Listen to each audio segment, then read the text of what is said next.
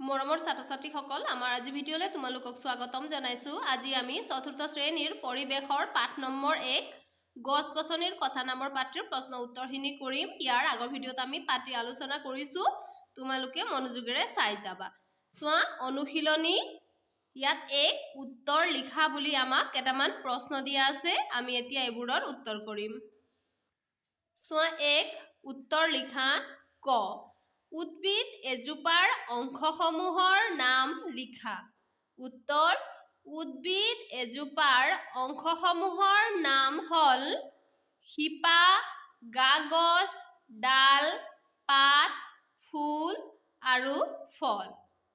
খ শিপাক পাচলি হিচাপে খোৱা তিনিবিধ উদ্ভিদৰ নাম লিখা। উত্তৰ শিপাক পাচলি হিচাপে খোৱা তিনিবিধ উদ্ভিদৰ নাম হ'ল গাজৰ, মূলা, বিট আদি। গ উদ্ভিদৰ পাতৰ বৰণ সেউজীয়া হোৱাৰ কাৰণ কি? উত্তৰ উদ্ভিদৰ পাতৰ বৰণ সেউজীয়া হোৱাৰ কাৰণ হৈছে পাতত পত্ৰহৰিত নামৰ এবিধ ৰঞ্জক পদাৰ্থ থাকে। ঘ বছৰৰ সকলো সময়তে ফুলি থকা দুবিধ ফুলৰ নাম লিখা। উত্তৰ বছৰৰ সকলো সময়তে ফুলি থকা দুবিধ ফুলৰ নাম হ'ল গোলাপ, জবা আদি। ঙ গ্ৰীষ্ম ঋতুত হোৱা তিনিবিধ ফলৰ নাম লিখা।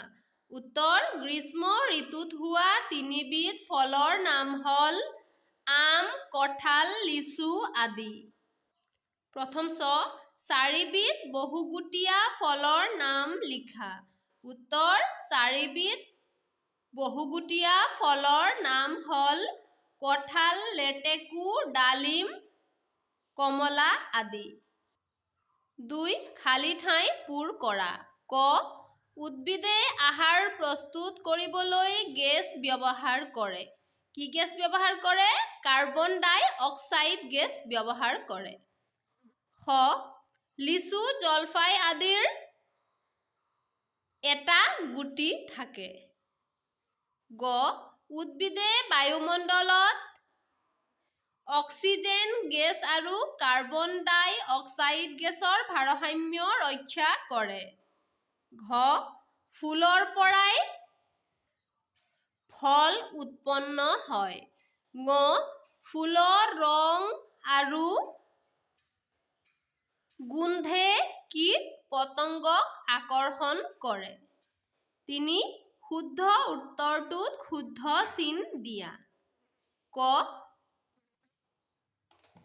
উদ্ভিদে আহাৰ তৈয়াৰ কৰোঁতে বায়ুমণ্ডলৰ পৰা কাৰ্বন ডাই অক্সাইড, অক্সিজেন গেছ আহৰণ কৰে। আমি পঢ়ি আহিছোঁ উদ্ভিদে আহাৰ তৈয়াৰ কৰোঁতে বায়ুমণ্ডলৰ পৰা কাৰ্বন ডাই অক্সাইড গেছ আহৰণ কৰে, হয়নে? এইটো শুদ্ধ হ'ব। খ শেৱালি, ৰজনীগন্ধা আদি দিনত ৰাতি ফুলে। এইটো ৰাতি ফুলে। গ কমলা, বগৰী আদি গ্ৰীষ্ম ঋতু শীত ঋতুত হোৱা ফল।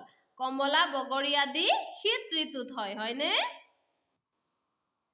ঘ মাটিকঁঠাল, তৰমুজ আদিৰ আকাৰ সৰু ডাঙৰ। মাটিকঁঠাল, তৰমুজ আদিৰ আকাৰ ডাঙৰ, হয়নে?